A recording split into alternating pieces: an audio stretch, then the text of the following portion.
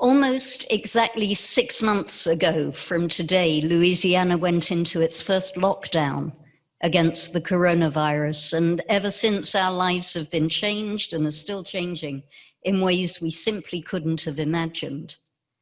And here we are this year, celebrating a unique Rosh Hashanah in an unprecedented way.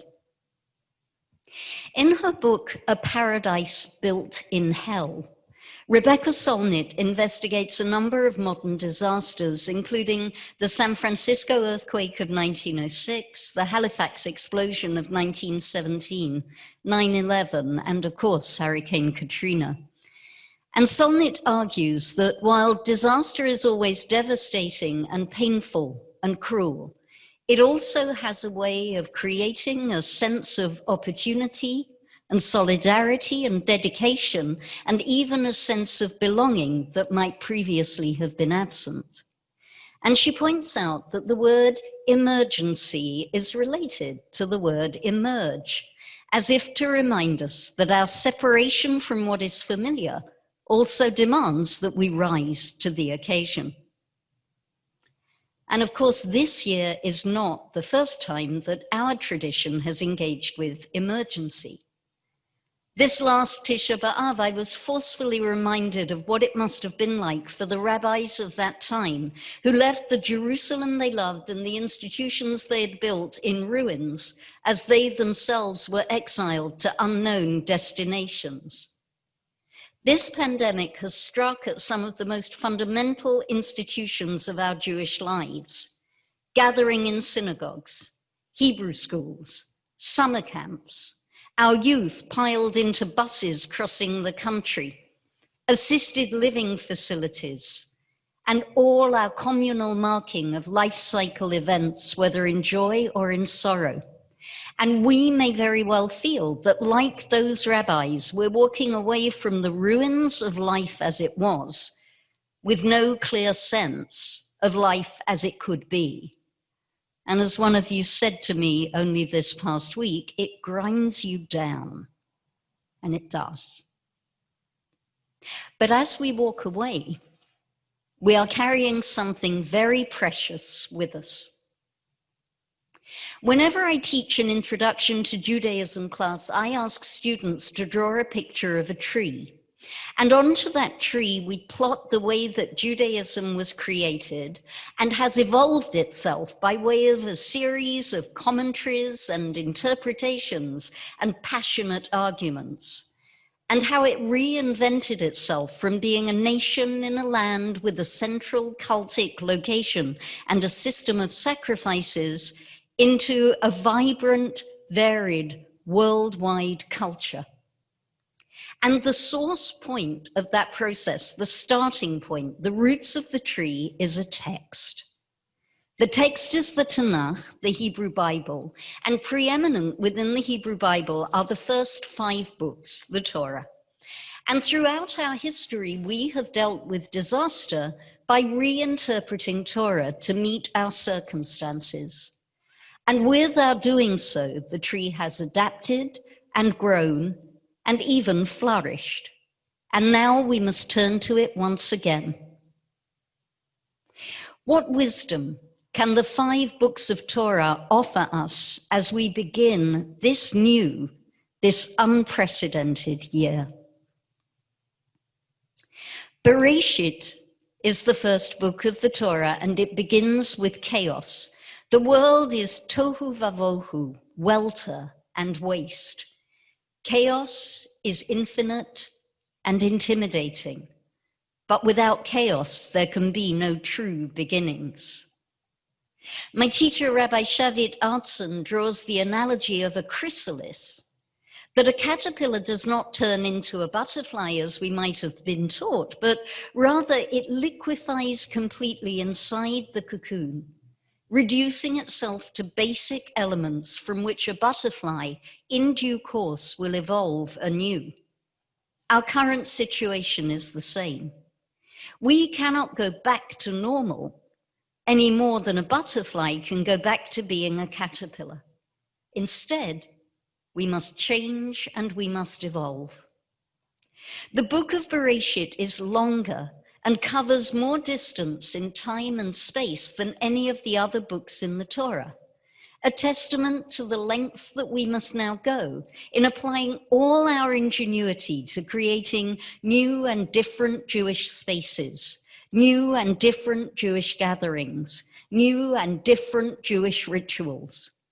While technology has proved a wonderful tool, it cannot replace this creativity.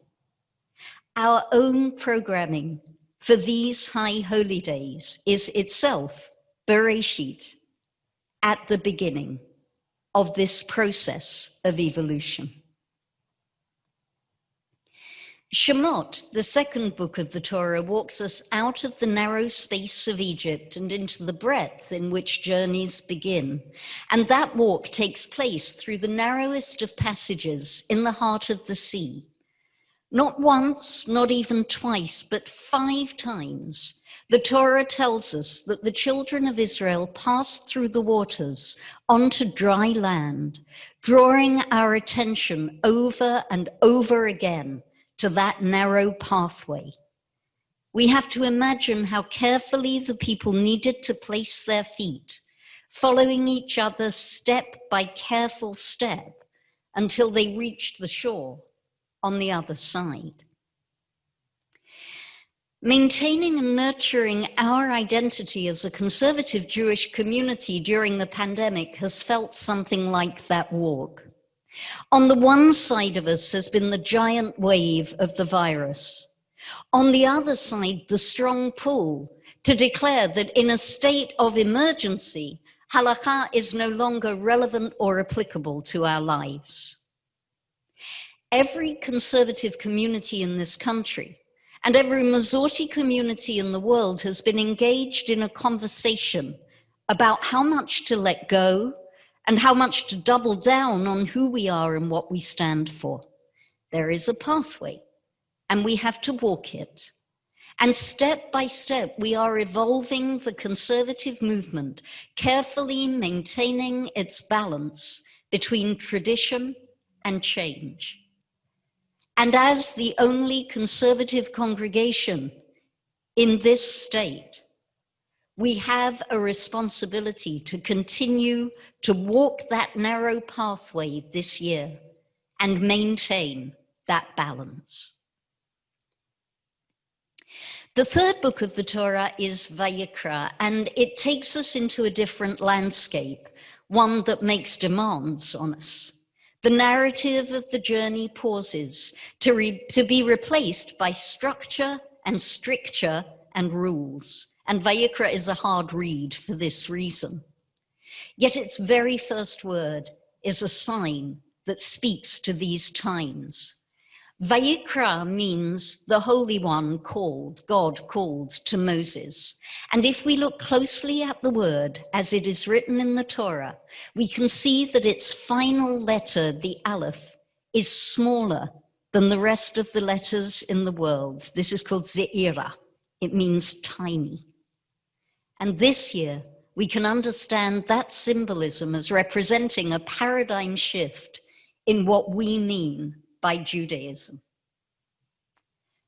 For at least a generation, for longer than a generation, we have had the resources to outsource our Judaism. We've outsourced it to organizations, and we've outsourced it to camps, and we've outsourced it to movements, and we've outsourced it to retreats, and we've outsourced it even to synagogues. It's a paradox that in this age of the individual, this most personal aspect of our identity has been held by the collective. But now familiar community spaces are temporarily unavailable. And we have each had to shrink our horizons like that tiny Aleph and rediscover or uncover our personal Jewish practice and take ownership of it. A couple of years ago, I stood right here and I spoke about Judaism as the treasure under the stove in our own kitchens. And over these past 6 months, I've seen some very enthusiastic digging for that treasure. People who never made challah before the pandemic are now progressing to very complicated braiding and shaping and sometimes even selling their challah. People who never had mezuzot in their homes are making them and hanging them. Shabbat candles have been shining in spaces they never shone before, and we have been listening to Jewish podcasts and compiling Jewish playlists and reading and discussing Jewish books and watching Jewish films and videos and television series. And Limud, the National and International Jewish Learning Conference, has been mobbed. And because of this exploration, we are growing a new set of Jewish muscles, a renewed sense of Jewish curiosity and Jewish pride, and a stronger Jewish scaffolding for understanding our Jewish lives and our experience and our relationships. And I really hope that we are not going to let these muscles go flabby when once again we can come back into community. Because if we keep them strong, we will each have new treasures to offer each other. And by offering each other those new treasures, the community that we come back to and build will be stronger as a result. So we come to Bamidbar, the fourth book of the Torah. It's the book in which the Israelites really become an Edah. They really become a community. You get the sense that the Holy One is less evolved as the people, the group of individuals, tries to navigate and negotiate how it's going to form itself into a collective. And we're faced with the same challenge. What is our collective now? What does our Jewish collective look like? And it is a unique challenge in the history of Judaism, because with every other disaster before, we have been able to gather together. So what can we do? I think we have to understand the word together differently. Beyond the obvious ways of our gathering, beyond the drive-bys and beyond the open air and beyond the being on the levee and beyond being on our front yards in small groups wearing our masks, we're discovering a whole new set of connections to each other. Community doesn't mean getting together quite so much as it means caring together. And we've seen this in the way that organizations are collaborating so much more, thinking generously about what resources can be pooled into a kind of Jewish commons that will enrich everyone who participates in it. And as individuals, as part of that collective, we are being called on to re-examine our sense of self. And here is an example. Why mask? Why should we? Why should we cover up the image of God imprinted on our faces? Not for ourselves, I suggest, but in order to protect each other. As soon as I encounter another person when I'm not standing in a Perspex box, my mask goes on. I wear it not for me, but for you, because in this environment of unquantifiable risks, we have to be able to trust each other. And without that trust, we will have no community. In Jewish terms, we are being asked to take one more step away from the Yetzer Hara, the drive to rely on and enrich ourselves, and step towards the Yetzer HaTov, the drive to enrich and protect each other. Reverend Alex Zuber is a Lutheran pastor in Virginia, and he officiated a funeral for a member of his community. And some of the family of the deceased who attended already knew that they were positive for COVID, but they didn't tell him. And Reverend Zuber became infected. And fortunately, he's recovering, very fortunately. And he wrote afterwards to his community. He wrote, "If we want to survive this, if we want to see an end to this pandemic, We must choose selflessness. We must discard selfishness, and we must recognize how inextricably bound we are to one another. In this midbar, we have to remember how connected we still are as a community. And so we arrive at Devarim, the 5th book of the Torah, a book that looks backward over the journey so far and a book that looks forward to charge the people for the journey ahead. What is our charge this first day of the new year of 5781? Let's remind ourselves. Bereshit. We are the ones who begin. We invent and we innovate and we set aside what is not useful and we craft new meaning from what remains. Shemot. We navigate the narrow places and we strike new balance. Vayikra. We nurture our individual Jewish identities. Bamidbar, we reconstitute and build a new Jewish community. And Devarim itself? The Hebrew word means both word and thing. I think Devarim is teaching us that we go back to the words and the things that matter. And according to Moses, those words, those things are not prose and they're not poetry.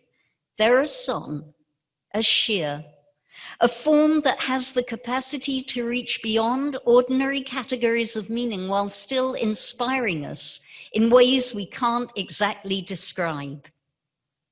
Today, somehow or other, every Jewish community in the world is singing.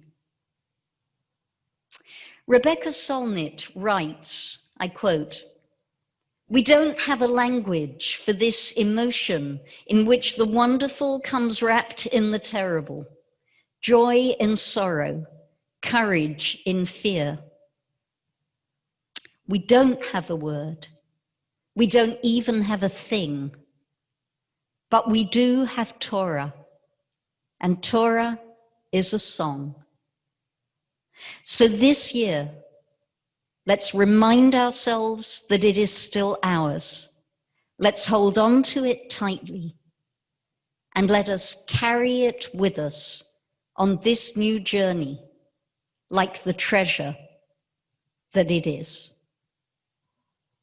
Shana Tova.